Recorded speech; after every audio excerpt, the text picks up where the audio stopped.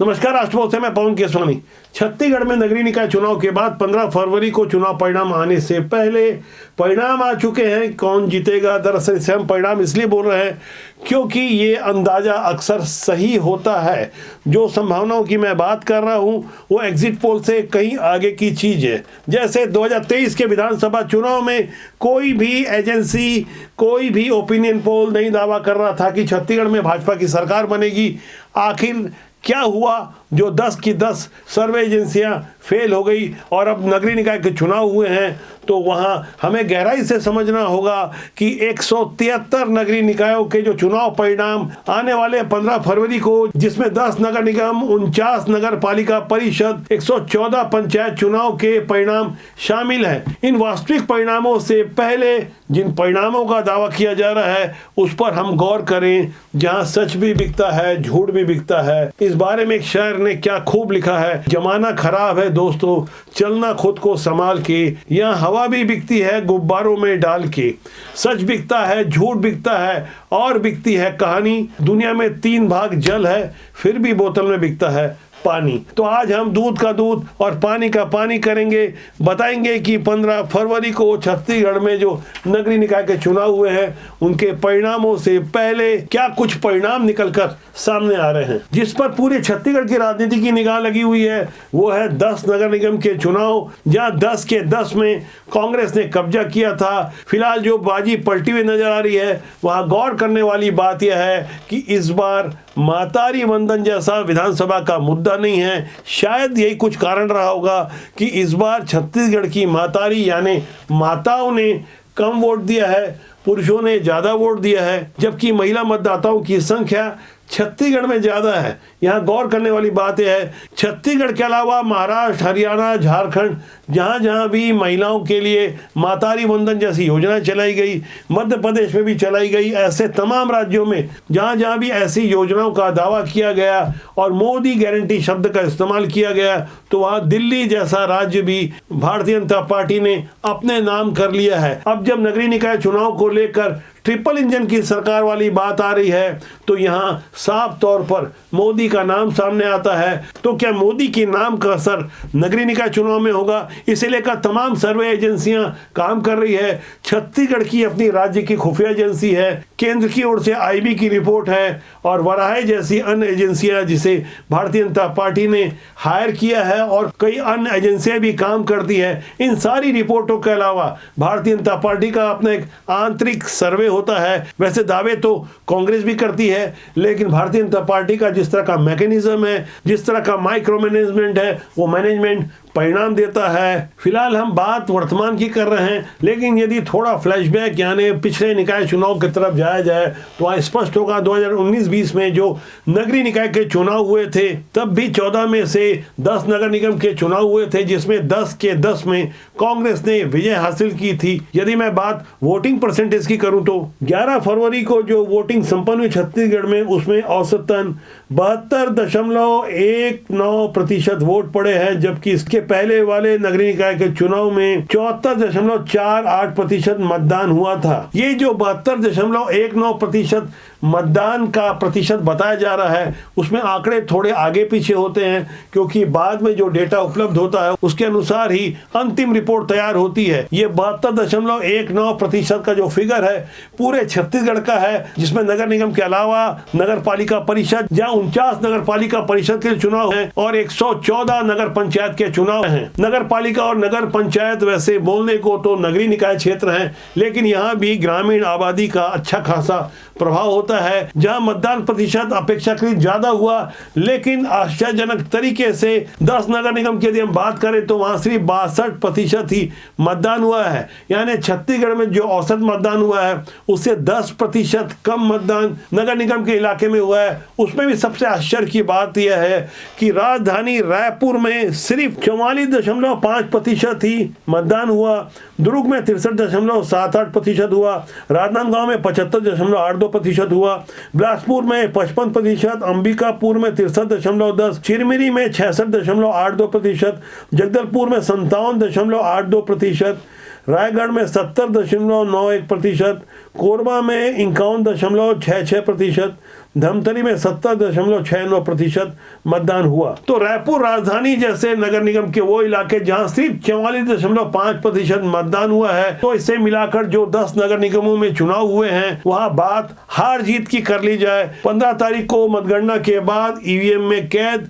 नगर निगम के भविष्य तय हो जाएंगे। लेकिन जो ताजा जानकारी निकल कर आ रही है वह यह है कि भारतीय जनता पार्टी का अपना आंतरिक सर्वे है और अपनी मात्र संगठन यानी राष्ट्रीय स्वयंसेवक संघ के सहयोग से भी भारतीय जनता पार्टी जानकारी इकट्ठा करने की कोशिश करती है, ऐसी मीडिया की रिपोर्ट बताती है। हालांकि कभी भी राष्ट्रीय स्वयंसेवक संघ राजनीतिक कार्यों से खुद को दूर रखता है। बावजूद इसके भारतीय जनता पार्टी को अपने मात्र संगठन की रिपोर्ट पर पक्का यकीन होता है। विधानसभा चुनाव के परिणाम बताते हैं, यदि आरएसएस का सहयोग भाजपा को नहीं मिलता तो इतने अप्रत्याशित परिणाम नहीं आते। 10 नगर निगमों में अंबिकापुर और चिरमिरी में भारतीय जनता पार्टी के नेता कुछ कहने की स्थिति में नहीं है। हमारे जो आंतरिक सूत्र बता रहे हैं कि यहाँ भी भारतीय जनता पार्टी बाजी मारने की स्थिति में है। इनमें से बात यदि अंबिकापुर की जाए तो यहाँ कांग्रेस और भाजपा का सीधा मुकाबला था, जिसमें भाजपा की मंजूषा भगत और कांग्रेस के अजय तिर्की के बीच सीधा मुकाबला है। डॉक्टर अजय तिर्की जो MBBS MS आर्थो के डॉक्टर हैं, लगातार 2 बार से यानी 10 साल तक वो अंबिकापुर नगर निगम के महापौर रहे। उनके महापौर के कार्यकाल के दौरान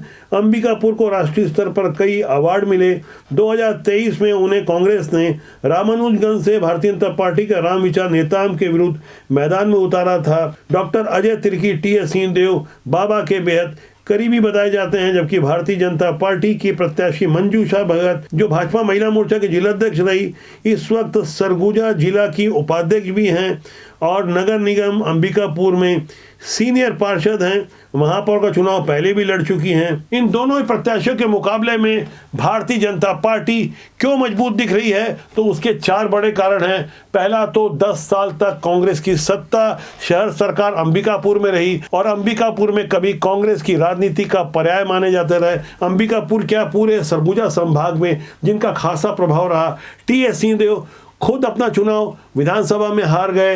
अब पहले वाली बात कांग्रेस की नहीं है, पहले से कहीं ज्यादा जागरूक हो चुकी जनता 10 सालों का हिसाब मांग रही है। बावजूद इसके डॉक्टर अजय तिर्की की अपनी छवि अच्छी है, जिसका निश्चित रूप से कांग्रेस को फायदा मिलेगा। लेकिन आंतरिक सर्वे बता रहे हैं कि यह भारतीय जनता पार्टी की सरकार बनेगी, यानी शहर सरकार बनेगी। मेयर अंबिकापुर से भाजपा का हो सकता है। इस एंटी इनकम्बेंसी के अलावा कई और कारण हैं जो कांग्रेस को कमजोर बनाते हैं। बीते 5 साल में कांग्रेस के महापौर घोषणा पत्र के बड़े बड़े जो काम के वादे किए गए थे उन्हें नहीं कराया गया। जनता के बीच भारतीय जनता पार्टी ने उसे एक मुद्दा बनाया। तीसरा कारण यह भी कि प्रदेश में भारतीय जनता पार्टी की सरकार है, जिसका फायदा साफ तौर पर अंबिकापुर की जनता भाजपा के पक्ष में मतदान करते हुए दिखी। तीसरा बड़ा कारण जो कांग्रेस के पक्ष में नहीं जाता नजर आ रहा है वह यह है कि मातारी बंधन जैसी योजनाएं जो विधानसभा में मुद्दा रही, लेकिन विधानसभा के अलावा नगर निगम में भी इसका प्रभाव रहा।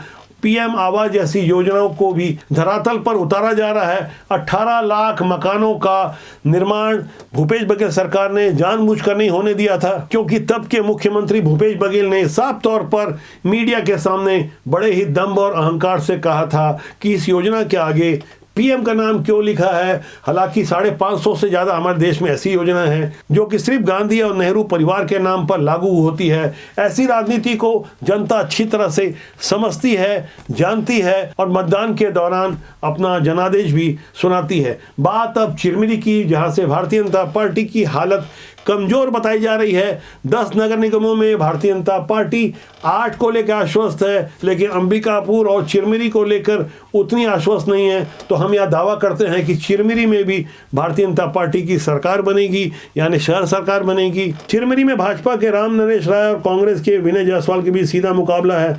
विनय जायसवाल पुराने विधायक रह चुके हैं मनेनगढ़ इलाके के। 2018 से 2023 तक विधायक थे, लेकिन 2023 में उनकी टिकट काट दी गई और वो बागी हो गए और उन्हें पार्टी से निकाल भी दिया गया, बर्खास्त भी हो गए। लेकिन कांग्रेस में कुछ भी संभव है। चिरमिरी नगर निगम के लिए डॉक्टर विनय जायसवाल की पत्नी कंचन जायसवाल पहले महापौर रह चुकी हैं। वे नेता प्रतिपक्ष चरणदास के बहुत करीबी हैं। शायद यही कारण रहा होगा कि जैसे ही भूपेश बघेल वाले खेमे की कमजोरी आई तो विनय जायसवाल की वापसी भी हुई और महापौर की टिकट भी मिली, जबकि भारतीय जनता पार्टी के राम नरेश राय सीधे तौर पर संगठन से जुड़े रहे। अखिल भारतीय अधिवक्ता परिषद के जिला महामंत्री होने के अलावा 4 बार अधिवक्ता संघ चिरमिरी के सचिव रहे। भारतीय जनता पार्टी के प्रत्याशी राम नरेश राय की उम्र 51 साल है और डॉक्टर विनय जायसवाल 50 साल के हैं। इनके बीच सीधा मुकाबला है। चिरमिरी में कौन से 4-5 बड़े कारण हैं जहां भारतीय जनता पार्टी की स्थिति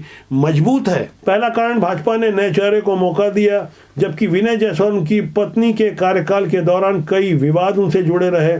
सैनिटाइजर घोटाला और सट्टे के अलावा कोयला माफियाओं की मनमानी को भी नगरीय निकाय चुनाव में एक मुद्दा बनाया गया जो कांग्रेस के खिलाफ जाता नजर आ रहा है। चिरमिरी की जागरूक जनता यह प्रश्न खड़ा कर रही है कि एक ही परिवार को कांग्रेस बार बार टिकट क्यों दे रही है। चिरमिरी के इलाके में मंत्री श्याम बिहारी जायसवाल ने जिस तरह का फोकस किया और भाजपा की राज्य में सरकार होने के कारण चिरमिरी में आखिरी में भारतीय जनता पार्टी के पक्ष में पूरी तरह से माहौल बदल गया। इस तरह से चुनाव परिणाम से पहले जो सर्वे किए गए वहां दावा किया जा रहा है कि 10 के 10 नगर निगम में भारतीय जनता पार्टी की सरकार बनेगी, जिसके लिए कई एजेंसियों की रिपोर्ट का सहारा लिया गया। लेकिन भारतीय जनता पार्टी को सिर्फ और सिर्फ अपनी आंतरिक रिपोर्ट पर ही यकीन है। हालांकि धमतरी में कांग्रेस के प्रत्याशी का नामांकन रद्द हो चुका है, बावजूद इसके कांग्रेस ने वहां किसी अन्य प्रत्याशी को अपना समर्थन दिया। आपकी स्क्रीन पे वो पूरी शीट है 10 नगर निगम में कौन कहां सीधे मुकाबले में है। चुनाव प्रचार के लिए सिर्फ 10 दिन का समय मिला। भारतीय जनता पार्टी की प्रदेश में सरकार होने के कारण कम समय में भी भारतीय जनता पार्टी के लिए स्थिति अपेक्षाकृत अनुकूल रही। तो कुल मिला के 10 के 10 नगर निगम भारतीय जनता पार्टी के पक्ष में जाते हुए नजर आ रहे हैं, जबकि 173 सभी नगरीय निकाय जिसकी मैं बात कर रहा हूं वहां भी भारतीय जनता पार्टी की स्थिति अपेक्षाकृत ज्यादा मजबूत है। हालात एकदम उलट है। पहले कांग्रेस की स्थिति बहुत मजबूत थी, 14 के 14 नगर निगम कांग्रेस जीत करके आई थी। अब भारतीय जनता पार्टी की सरकार है राज्य में तो उसका फायदा मिलता नजर आ रहा है और भारतीय जनता पार्टी के पक्ष में यही रिपोर्ट उन्हें खुश होने का मौका दे रही है जिन्होंने रणनीति बनाई, जो चुनाव में लड़ रहे हैं या लड़वा रहे हैं। तो कुल मिला के 15 फरवरी को चुनाव परिणाम से पहले भारतीय जनता पार्टी की एक तरफा छत्तीसगढ़ में शहर सरकार बनने जा रही है। कांग्रेस के अंदर जिस तरह का भीतर घात और आंतरिक कला है, साफ तौर पर वहां भूपेश बघेल को इस पूरे चुनाव प्रचार से उस तरह से शामिल नहीं करवाया गया जैसा कि भूपेश बघेल की कभी तूती बोला करती थी। आज परिस्थितियां बदली हुई है। भूपेश बघेल एक बदनाम चेहरा हो चुके हैं। स्वयं उनके विरुद्ध FIR दर्ज है और कई तरह के घपले घोटाले में सीधे तौर पर इन्वॉल्व हैं। पहले होता ये था कि सरकार का दबाव था और मीडिया मैनेजमेंट का इतना अच्छा प्रबंध था कि सच्चाई सामने नहीं आ पाती थी। हालांकि भूपेश बघेल अभी गिरफ्तार नहीं हुए हैं, लेकिन उनके इर्द गिर्द उनके करीबी जेल में हैं। पुराने सचिव टामन सिंह सोनवानी, उप सचिव सौम्या चौरसिया, जिनकी 29 प्रॉपर्टी जब्त की जा चुकी है। ये करोड़ों की आकुल संपदा क्या बिना तत्कालीन मुख्यमंत्री के सहमति के बनाई जा सकती थी? आम जनता सारी बातें समझती है। मतदान से पहले भूपेश बघेल यदि पहले की तरह शामिल हो पाते, खुद को प्रोजेक्ट करते, तो कांग्रेस के रणनीतिकार भी समझते हैं इसका खामियाजा साफ तौर पर कांग्रेस को भुगतना पड़ता। लेकिन मतदान के एन पहले चरणदास महंत ने 3 दिन पहले जो बयान दिया कि वो अपने विधायकों के साथ महाकुंभ नहीं जाएंगे, इसे लेकर भारतीय जनता पार्टी ने फौरन मुद्दे को लपक लिया।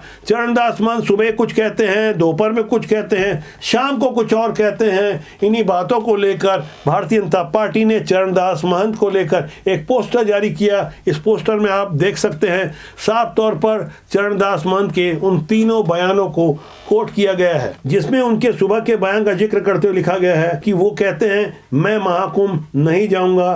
दोपहर को इस कार्टून में कहते नजर आ रहे हैं मैं और मेरे विधायक महाकुंभ नहीं जाएंगे, और ये शाम के बयान होने का दावा किया जा रहा है मैं नहीं जाऊंगा, बाकी अपना देख ले। इस पोस्टर में नीचे कांग्रेस के नेता और आम लोगों की राय भी लिखी हुई है। इस तरह के पोस्टर वार का असर साफ तौर पर बहुत गहरे से नजर आता है। लोकसभा चुनाव के दौरान राजनांदगांव, जहां से कांग्रेस के पुराने मुख्यमंत्री भूपेश बघेल चुनाव लड़ रहे थे, उन्हें लेकर जिहाद गैंग वाला एक चर्चित पोस्टर जारी किया गया था। एक बार फिर इस पोस्टर को आप गौर से देखें। इस पोस्टर में साफ तौर पर भूपेश बघेल के लिए जिहाद गैंग का लीडर बनाते हुए उन्हें पोस्टर जारी किया गया था। वो कांग्रेस के तब प्रत्याशी थे। उनके पीछे भी कुछ जाने पहचाने चेहरे आपको नजर आ रहे होंगे। पुराने मंत्री मोहम्मद अकबर, एजाज ढेबर और कांग्रेस के राजनांदगांव के पुराने विवादी जिला अध्यक्ष नवाब खान की तस्वीर नजर आ रही है। नए दौर की राजनीति में इस तरह के पोस्टर और सोशल मीडिया का अहम योगदान होता है। जिस तरह से नैरेटिव तैयार किए जाते हैं और जिस तरह से नैरेटिव का जवाब नैरेटिव से दिया जाता है, वो रणनीति कहीं ना कहीं गेम चेंजर साबित होती है। बात छत्तीसगढ़ के नगरीय निकाय चुनाव से अलग रणवीर अलाहाबादिया की। एक यूट्यूबर है, इन्फ्लुएंसर हैं, जिनका सम्मान पिछले दिनों खुद प्रधानमंत्री नरेंद्र मोदी ने किया था। इनके विरुद्ध एफआईआर दर्ज है। उनके साथियों के विरुद्ध भी एफआईआर दर्ज हो चुकी है। इन्होंने अपने एक शो इंडियाज गॉट टैलेंटेड में जिस तरह की टिप्पणियां की है और जिस तरह की भद्दी भाषाओं का इस्तेमाल किया है, पूरा देश आज इनकी हरकत पर थू थू कर रहा है। गौर करने वाली बात यह है कि जिस वक्त इंडियाज गॉट टैलेंटेड का यूट्यूब शो चल रहा था, उनके साथ फेमस यूट्यूबर आशीष चंचलानी, अपूर्व मखीजा और कॉमेडियन समय रैना भी, जो शो के घोस्ट थे, वो मौजूद थे। इनके विरुद्ध एफआईआर दर्ज की गई है। ऐसे यूट्यूबर को लगता है कि वो कुछ भी सोशल मीडिया में बोल देंगे। माँ बाप को लेकर जिस तरह की बेहद भद्दी और अपमानजनक भाषा का इस्तेमाल किया गया है, हम ऑन कैमरा नहीं कह सकते। अब सोचिए, इस शो में एक महिला ने जिस तरह की बातें की है, कोई रोड छाप मंदबुद्धि भी वैसी बातों का इस्तेमाल नहीं करता होगा, उस तरह के अश्लील शब्दों का इस्तेमाल नहीं करता होगा। एक महिला होकर उसने जिस तरह की भद्दी भाषा का इस्तेमाल किया है, उसके कुछ अंश हम आपको दिखा सकते हैं, लेकिन हम वो पूरा अंश आपको नहीं सुनाएंगे। कभी देखिए माँ से निकलने के बाद Watch your parents have every day for the rest of your life, or would you join in once and stop it forever? वक्त जरूरत इस बात की है कि ऐसे लोगों के विरुद्ध अंकुश लगाया जाए। हमारे देश में ऐसे लोगों को रोकने के लिए कोई कड़े कानून नहीं है, बल्कि जो लोग गलत बातें फैलाते हैं वो सिर्फ चंद पैसों के लिए ऐसा करते हैं। उनका स्वार्थ सिर्फ पैसा होता है। ऐसे लोगों को यदि आप देखना बंद कर देंगे तो उनकी हैसियत उन्हें पता चल जाएगी। ऐसे लोगों के लिए एक शेर है, बात में कुछ बात हो, ऐसी बात होनी चाहिए, जीत होनी चाहिए या मात होनी चाहिए। पीठ पीछे कुछ भी कहना तो बहुत आसान है, आमने सामने लड़ सको इतनी औकात होनी चाहिए। नमस्कार।